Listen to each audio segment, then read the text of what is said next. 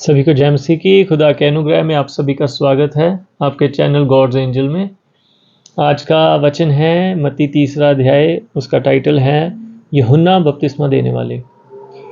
ये हमारे नए नियम के पहले प्रॉफिट हैं, पहले भविष्यवक्ता हैं, जिनकी भविष्यवाणी यशाया द्वारा, मलाकी द्वारा भी की गई। और जो हमारा साइलेंट ईयर है, पुराने नियम से नए नियम के बीच का जो साइलेंट ईयर है, उनके बाद ये पहले भविष्यवक्ता हैं जो यहाँ पर जो खुदा में नए नियम में पहले भविष्यवक्ता हैं, जो यशाया और मलाकी की भविष्यवाणी को पूरा करते हैं। तो प्रभु का वचन कहता है, उन दिनों में यूहन्ना बपतिस्मा देने वाला आकर यहूदिया के जंगल में प्रचार करने लगा, मन फिराओ क्योंकि स्वर्ग का राज्य निकट आया है। ये नए नियम के पहले प्रॉफिट का पहला उपदेश, जैसे हमने अपनी पिछली वीडियो में बताया था, मन फिराओ में, मन फिराओ हमारी जड़ें हैं। ये पहला कदम है। आप इसको स्किप करके कहीं पे भी चले जाइए तो समझ लीजिए आप अभी तक भटक रहे हैं। आपके जीवन, आपके आत्मिक सफर की शुरुआत ही नहीं हुई है। पहले आपको अंगीकार करना है, पहले आपको मन फिराना है सब बातों से, खुदा को, प्रभु के वचन को अपने जीवन में पहला स्थान देना है और उसके मुताबिक ही अपने जीवन को जीने के लिए अपने आप को प्रेरित करना है। ये मन फिराना है। अगर आपने वो वीडियो नहीं देखी तो आप वीडियो देख सकते हैं मन फिराव पर, और यही बेसिक टीचिंग है। मोटा सा मैं आपको बता दूं, यूहन्ना बपतिस्मा दाता ने आके प्रचार किया मन फिराओ। 4 और 17 में जब प्रभु यीशु मसीह अपनी सेवकाई का पहला प्रचार करते हैं, मन फिराओ। जब अपने चेलों को भेजते हैं, वो कहते हैं जाके उपदेश दो, मन फिराओ। आगे जाके पतरस जब पहला उपदेश देते हैं पेंतिकुस्त के दिन, कहते हैं मन फिराओ। प्रकाशित वाक्य शुरू होता है मन फिराओ, लास्ट खत्म होता है मन फिराओ। आप ये मान लीजिए कि जो मत्ती की सेवकाई है, मत्ती रचित सुसमाचार में जो सेवकाई है, 3 अध्याय से शुरू होती है और वहाँ पे पहला वर्ड है मन फिराओ और प्रकाशित वाक्य की आखिरी आयत है मन फिराओ।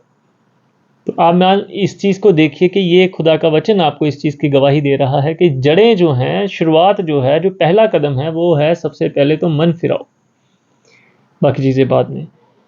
आगे का वचन हमारे सामने ऐसे है। ये वही है जिसकी चर्चा ये शाया भविष्यवक्ता ने करी थी। और जंगल में पुकारने वाले का शब्द हो रहा है, प्रभु का मार्ग तैयार करो और उसकी सड़कें सीधी करो। प्रभु का मार्ग, प्रभु यीशु मसीह के बारे में यहाँ जिक्र हो रहा है कि प्रभु यीशु मसीह का मार्ग तैयार करो और उनकी सड़कें सीधी करो। वो कैसे? कि जब यशाया भविष्यवक्ता, जब यूहन्ना बपतिस्मा दाता पैदा हुए हैं, तो वो जो यरूशलेम का मंदिर है, वहाँ पे जो याजक हैं, जकरिया नाम का याजक, जो खुदा की नज़र में बहुत धर्मी है, उसकी पत्नी भी बहुत धर्मी है, मगर बुढ़ापे तक उनके पास कोई औलाद नहीं है। वो बुढ़ापे में जब उनके पास औलाद आती है तो वो प्रभु ईश्वर की ओर से है, जो यशाया भविष्यवक्ता की भविष्यवाणी उनके जीवन में पूरी होती है।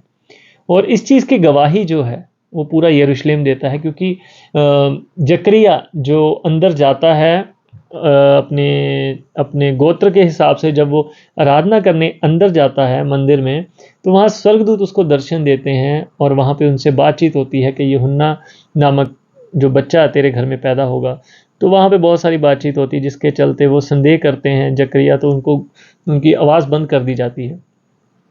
बाहर आते हैं, लोग पूछते हैं अंदर क्या हुआ, इतना समय क्यों लगा, तो वो गवाही देते हैं। अंत में जब वो यूहन्ना का नाम बोलते हैं कि यूहन्ना नाम इसका रखना है, तो हाँ, लोग पूछते कि तेरे और उसके कुटुंब में किसी का नाम यूहन्ना नहीं है। तो वो जब लिखते हैं और वो बोलते हैं तो बोलने लग जाते हैं। तब वो सारी महिमा जो है खुदा को देते हैं कि मेरे साथ ऐसे हुआ था। ये जो नाम है ये परमेश्वर ने दिया है, ये आशीष जो है परमेश्वर की है।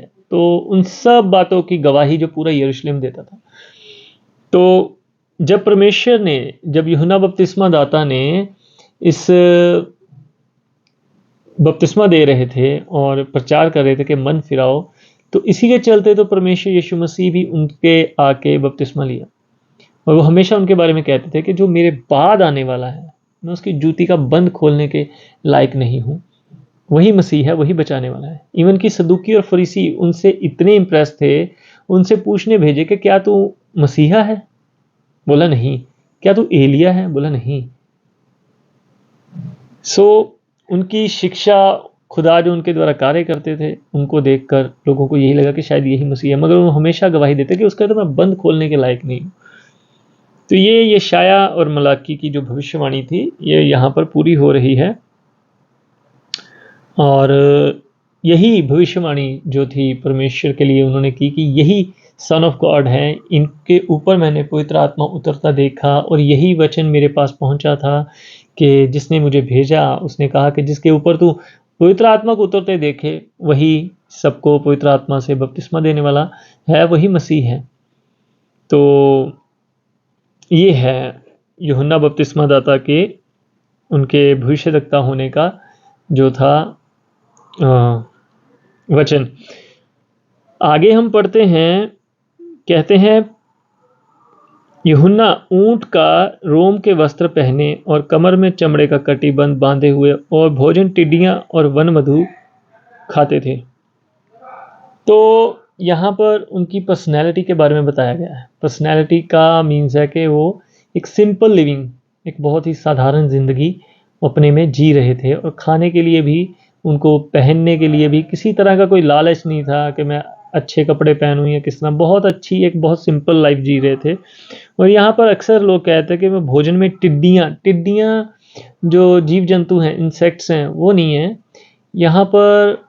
टिड्डियाँ जो हैं वो यरूशलेम में एक पौधा है, और उसके फल का नाम मैं आपको स्क्रीन पे दे दूंगा ढूंढ के।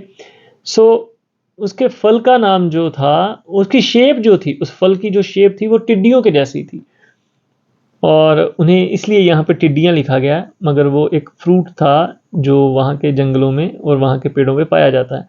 और वन मधु, वो शहद, और वो फ्रूट जो था, बीज वाला फ्रूट था जो टिड्डियों के जैसा लगता था, उनके साथ अपना खाना खाते थे। तो यहाँ पे वो टिड्डियाँ नहीं खाते थे, इंसेक्ट्स नहीं खाते थे, वो एक फ्रूट है उसको खाते थे। आज इज़राइल में जब आप जाएंगे, यरूशलेम में जब जाएंगे, तो वहाँ पे उसी फ्रूट का नाम बदल के अब जॉन द बैप्टिज्म फ्रूट रख दिया गया, क्योंकि वो खाते थे इसलिए वो उस फ्रूट का नाम जॉन द बैप्टिज्म करके रख दिया गया है। और तब यरूशलेम और सारे यहूदिया, यरदन के आसपास के सब स्थानों के लोग उसके पास निकल आए। उन्होंने अपने अपने पापों को मानकर यरदन नदी में उससे बपतिस्मा लिया। सो खुदा का पाक कलाम हमें बताता है कि सब लोग उनके पास आते थे बपतिस्मा लेने के लिए, मगर बपतिस्मा का जो प्रोसेस है वो इतना साफ देखा गया है। कहते हैं कि उन्होंने अपने अपने पापों को मानकर सबसे पहले अंगीकार किया। अंगीकार करना बहुत ज़रूरी है अपनी जीभ से। जब तक आप अपनी जीभ से अंगीकार नहीं करते, अपनी आवाज़ से अंगीकार नहीं करते, वो पाप बना रहता है। कई लोग मुझे इसमें झूठा कह सकते हैं, गलत कह सकते हैं, मगर सच्चाई यही है। जब तक आप खुदा के सामने अपने पापों को अपने मुंह से बोलकर, सोचकर नहीं, बोलकर, जैसे मैं अभी बोल रहा हूँ ऐसे बोलकर उनका अंगीकार नहीं करते, और इस चीज़ के लिए प्रार्थना नहीं करते कि प्रभु मैंने गलत किया, मैं नहीं चाहता मैं अगली बार करूं, आप मुझे सामर्थ दें, मुझे ताकत दें, और मुझे इस पाप से, इस बुरी आदत से या इस चीज़ों से मुझे आज़ाद करें, और प्रभु के लिए समर्पित नहीं होते, अपने आप को सरेंडर नहीं करते, तब तक वो चीज़ें आपके अंदर बनी रहती। कुछ समय के लिए ठंडी होती हैं, जब वो चीज़ें आपको दिखाई देती हैं कि नहीं मैंने गलत किया, तो वो कुछ चीज़ें कुछ समय के लिए ठंडी हो जाती हैं, मगर वो जो अंदर बनी रहती हैं वो समय के साथ जैसे ही वो आपको फिर से, शैतान जो है, वो जो स्पिरिट है वो आपके अंदर फिर प्रोवोक करती है, और बहुत सारी मैनिपुलेशन के साथ वही पाप किसी और सूरत में दोबारा आपके सामने आता है। मैं विश्वास करता हूँ आज के वचन से आपको बहुत आयत से आशीष मिली। खुदा का अनुग्रह आप सब पर बना रहे, प्रभु की शांति आप सब पर बनी रहे। वचन को पढ़ते रहें, वचन में बढ़ते रहें। खुदावंद प्रभु यीशु मसीह के पाक, पवित्र, जलाली और सामर्थी नाम में आप सभी को जय मसीह की। आमीन।